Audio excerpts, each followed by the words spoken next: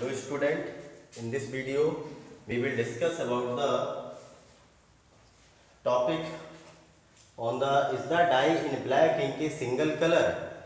क्या जो ink black colour की जो इंक होती है उसमें जो डाई मिक्स होती है क्या वो सिंगल कलर से बनी होती है और मोर देन सिंगल कलर कि सिंगल कलर एक से ज़्यादा उसमें कलर पाए जाते हैं।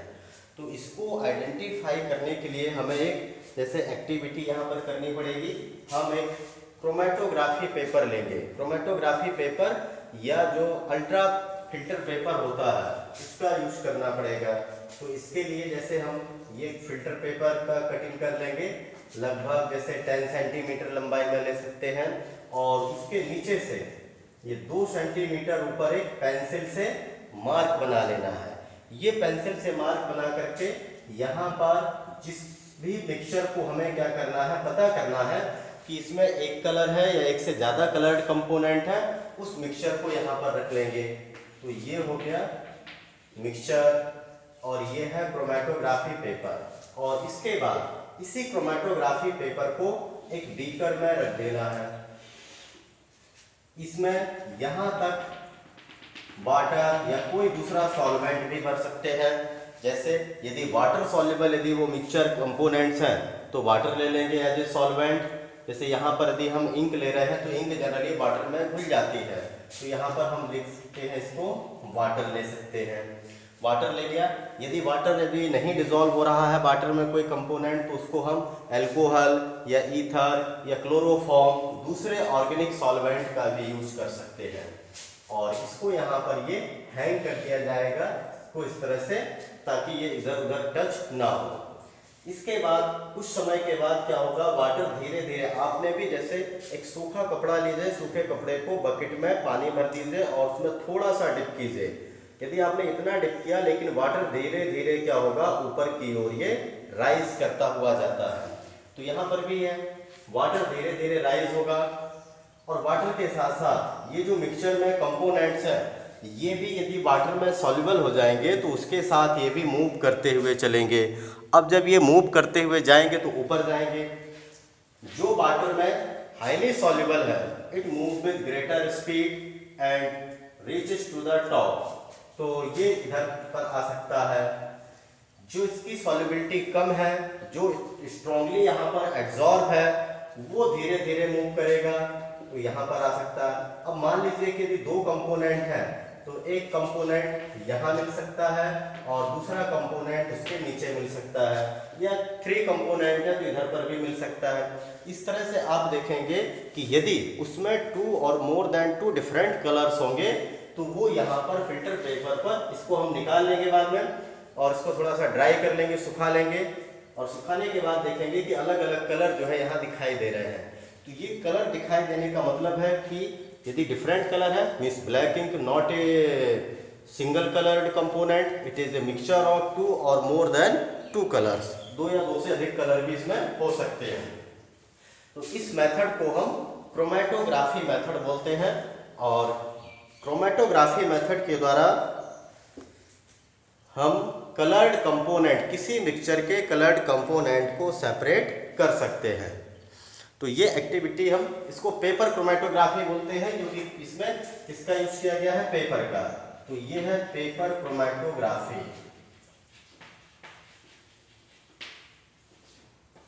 पेपर और ये क्रोमेटोग्राफी पेपर है और जब ये बन जाएगा पूरा तैयार हो जाएगा तो इसको हम क्रोमेटोग्राम बोलते हैं। इस तरह से इस एक्टिविटी को हम परफॉर्म कर सकते हैं। अब इसमें देखिए क्रोमेटोग्राफी क्या है। क्रोमेटोग्राफी मीन्स यहाँ क्रोमा से बड़ा वर्ड से बना हुआ है। क्रोमा मीन्स होता है ग्रीक में कलर। तो ये इसलिए इसका नाम दिया गया है क्योंकि ये कलर्ड कंपोनेंट को सेपरेट करने में हमें हेल्प मिलती है। तो chromatography is the process of separation of coloured component of a mixture is called chromatography. Coloured component को सेपरेट करने का जो मेथड है दैट इज कॉल्ड क्रोमेटोग्राफी। और अभी तो न्यू टेक्निक्स मतलब क्रोमेटोग्राफी में काफ़ी एडवांसमेंट हो गया है। इससे कई प्रकार की जैसे paper chromatography, thin layer chromatography, column chromatography, different तरह की क्रोमेटोग्राफीज होती हैं। हमें लेकिन यहाँ पर इतना ही पढ़ना है क्रोमेटोग्राफी क्या है। तो यदि हम इससे देखें, जो ब्लैक इंक होती है it is not a single colour, it is a mixture of 2 और मोर कलर। या फिर इसको और परफॉर्म करना है तो एक साथ मिक्स कर लीजिए रेड और ब्लू इंक, दोनों को पहला मिक्सचर बना लीजिए और इसके बाद फिर इस पेपर पर अप्लाई कीजिए उस ड्रॉप जहाँ पर मिक्सचर रखना है। तब आप देखेंगे कुछ समय बाद वही कलर जो है सेपरेट हो गए। और इसके लिए कुछ कंडीशंस ये भी हैं कि क्रोमेटोग्राफी में जनरली जो क्रोमेटोग्राफी है used for the separation of those solute that dissolves in the same solvent, जो एक ही सॉल्वेंट में जो डिजॉल्व हो सकते हैं उन सॉल्यूट को हम सेपरेट कर सकते हैं। इसको यदि देखा जाए तो सबसे पहले इट वाज डिस्कवर्ड बाय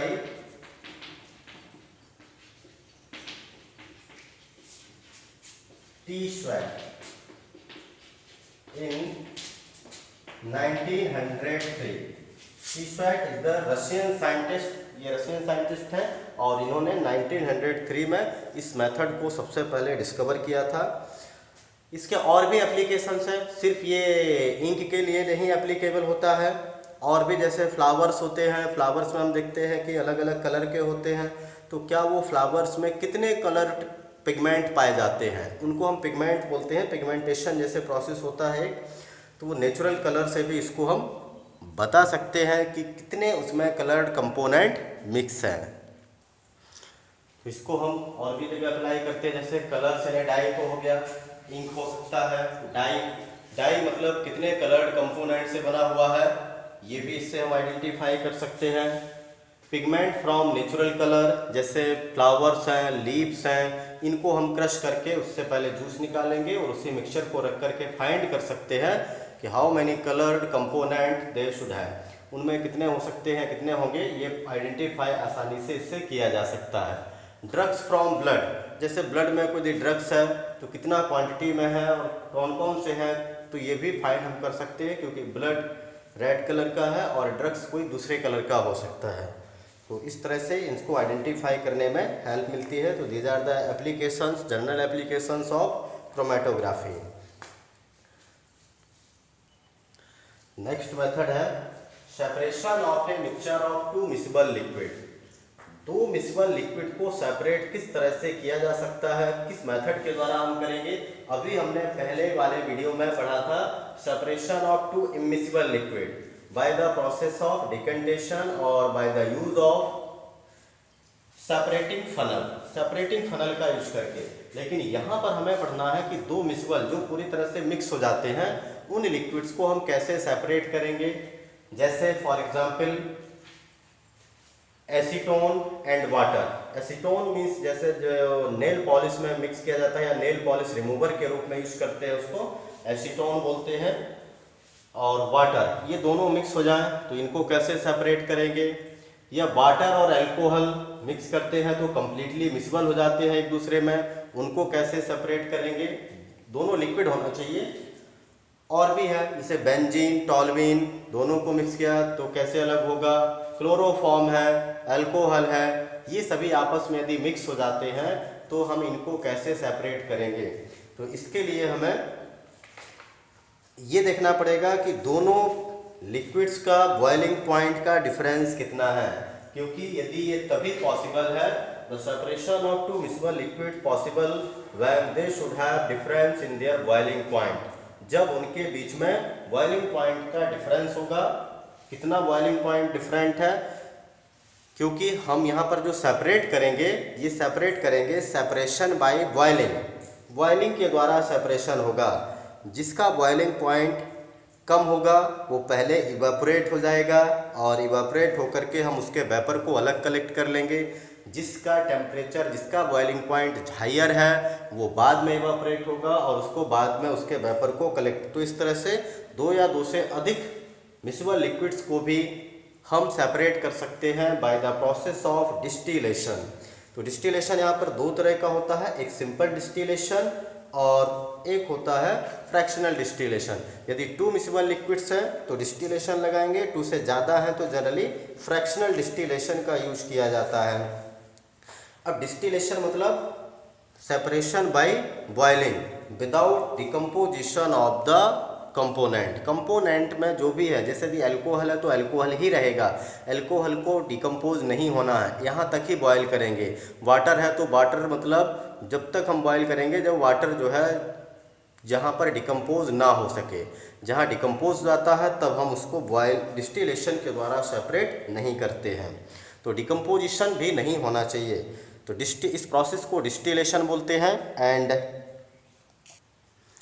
तो two miscible liquids can be separated by the process of distillation, and in distillation it is the method used for the separation of components of a mixture containing two miscible liquids that boil without decomposition and have sufficient difference about equal to or greater than 25 Kelvin in their boiling point। मतलब ऐसे miscible liquids हैं जिनके boiling point का difference कम से कम 25 kelvin हो या 25 से ज़्यादा हो, उन लिक्विड्स को उस मिक्सचर के लिक्विड्स को हम डिस्टिलेशन मेथड के द्वारा सेपरेट कर सकते हैं, लेकिन they should boil without decomposition. उनका जो बॉइलिंग होगा वो बिना डिकम्पोजिशन के होना चाहिए, तभी हम डिस्टिलेशन प्रोसेस को अप्लाई कर सकते हैं। तो जैसे फॉर एग्जांपल, तो इसमें देखिए जैसे ये डिस्टिलेशन फ्लास्क किया गया है, ये डिस्टिलेशन फ्लास्क में एक साइड में आउटलेट लगा हुआ है, यहाँ पर हम इसके वाटर कंडेंसर्स को यहाँ फिट कर देंगे, और इस डिस्टिलेशन फ्लास्क में हमने लिया है मिक्सचर एसीटोन प्लस वाटर। इसको इस तरह से अरेंज कर लेंगे, ये ट्राइपॉड स्टैंड, ये वायर गेज और नीचे बर्नर लगा देंगे ताकि हम उसको बॉयल कर सकें। और बॉयल करते समय ये ध्यान रखना है कि थर्मोमीटर पर टेम्परेचर कितना है। यदि मान लीजिए जिसके एसीटोन और वाटर है, तो एसीटोन और वाटर में boiling point of acetone is lesser than water. Water का तो जैसे 100 डिग्री सेल्सियस होता है, एसीटोन का कम होगा 72 75, मतलब 25 केल्विन के लगभग का डिफरेंस होगा, तो ये कम पाया जाता है। अब जिसका जैसे कम है, मान लीजिए इसका है एसीटोन का 70 डिग्री सेल्सियस, तो 70 डिग्री सेल्सियस में हमें याद रखना है कि थर्मोमीटर में 70 डिग्री सेल्सियस को हम कांस्टेंट कर लेंगे। कब तक? जब तक एसीटोन का वेपर आना बंद नहीं हो जाए। यहाँ पर ये कॉर्क लगा हुआ है ताकि यहाँ से कोई वेपर ना निकले। अब हम इसको बॉयल करेंगे, तो एसीटोन का बॉइलिंग पॉइंट कम है, फर्स्ट जो है इवापोरेट, एंड इसके बाद इस आउटलेट से यहाँ से जाएगा, ठीक है, इसके थ्रू अंदर चला जाएगा, और इस वेपर को बाहर से हम वाटर इन और वाटर आउट कंडेंसर है, कंडेंस कर देगा टू फॉर्म लिक्विड ड्रॉप। तो यहाँ पर जो वेपर है थी वो वेपर कंडेंस होकर के लिक्विड ड्रॉप के रूप में यहाँ पर हमें क्या मिल जाएगा? एसीटोन। हम जैसे 70 यदि लिया हुआ, और भी कम ज़्यादा हो सकता है, फिक्स नहीं है ये, तो एसीटोन 70 पर ही कंटिन्यूस हीट करते रहेंगे उसको, ताकि जो है सभी एसीटोन का वेपर वहाँ पर कलेक्ट हो जाए। और इसके बाद वाटर तो 100 डिग्री पर बॉयल होगा, तो वाटर यहीं पर रह जाएगा। इस तरह से दोनों कंपोनेंट अलग हो जाएंगे, एसीटोन और वाटर। हाँ, लेकिन अब एसीटोन में भी कुछ वेपर वाटर की पहुंच जाएंगी, तो इस प्रोसीजर को रिपीट करते हैं 3 to 4 टाइम्स, तब हमें जाकर के एसीटोन की जो प्योरिटी वो ज़्यादा से ज़्यादा हम गेन कर सकते हैं, ज़्यादा से ज़्यादा प्योर एसीटोन को ऑब्टेन कर सकते हैं। तो ये डिस्टिलेशन फ्लास्क है, डिस्टिलेशन फ्लास्क का यूज करते हैं डिस्टिलेशन मेथड के लिए। तो ये तो सिंपल मतलब है जहां पर बॉइलिंग पॉइंट डिफरेंस लेस वो ग्रेटर देन 25 या इक्वल टू 25 हो, तब हम डिस्टिलेशन यूज करते हैं। अब यदि मान लीजिए इसी में क्या हो कि मिक्सचर जो कंपोनेंट्स हैं मिक्सचर के, उनका यदि difference in boiling point less than 25 kelvin हो, तब हम फ्रैक्शनल डिस्टिलेशन का यूज करेंगे। तो fractional distillation is used for the separation of 2 or more miscible liquids having boiling point differences less than 25 Kelvin। तो fractional distillation जो है is used to separate miscible components of a mixture when their boiling point difference is less than 25 Kelvin। 25 Kelvin से कम होगा तब हम fractional distillation का use करेंगे। और फ्रैक्शनल डिस्टिलेशन में ये थोड़ा चेंज हो जाएगा, यहाँ पर ये फ्रैक्शनेटिंग कॉलम लग जाएगा, ये है फ्रैक्शनेटिंग कॉलम। इस किसको लगाना पड़ेगा, ये राउंड बॉटम फ्लास्क के ऊपर फ्रैक्शनेटिंग या डिस्टिलेशन फ्लास्क के ऊपर, फिर फ्रैक्शनेटिंग कॉलम से आउटलेट रहता है और ये फ्रैक्शनेटिंग कॉलम में ग्लास बीड भर दिए जाते हैं उसमें, जैसे ये, ताकि वो बीड्स जो होते हैं glass bead, they provide surface for the vapours to cool and condense repeatedly. ये क्या होता है, जैसे अब हम इस पिक्चर को मान लीजिए जिसमें बॉइलिंग पॉइंट 25 से कम है डिफरेंस उनका, उसको हमने हीट किया। अब एक का मान लीजिए कि 90 है और एक का 100 है, तो 90 वाला इवापोरेट होगा, 100 वाला भी इवापोरेट होगा बट कम स्पीड से, उसका अमाउंट ऑफ वेपर कम बनेगा 100 वाले का, 90 वाले का ज्यादा बनेगा।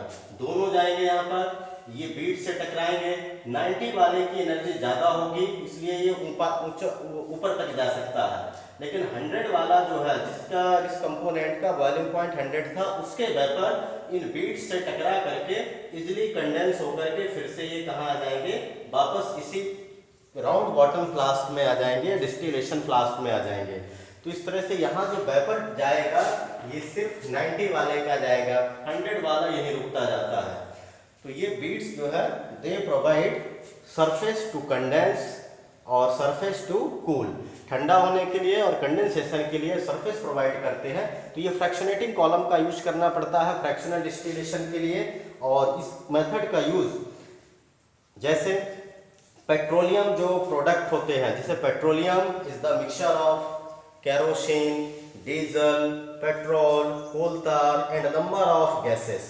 To separate petroleum product we can use fractional distillation method. हम fractional distillation method का यूज करेंगे by using fractionating column, या फिर जैसे और भी दूसरे कंपोनेंट्स हो सकते हैं, अल्कोहल और वाटर है, तो इनके जैसे बॉइलिंग पॉइंट का डिफरेंस लगभग 20 के ही आसपास होता है, एक का 80 एक का 100, तब भी हम फ्रैक्शनल डिस्टिलेशन लगा करके और भी उसको प्योर फाइंड कर सकते हैं।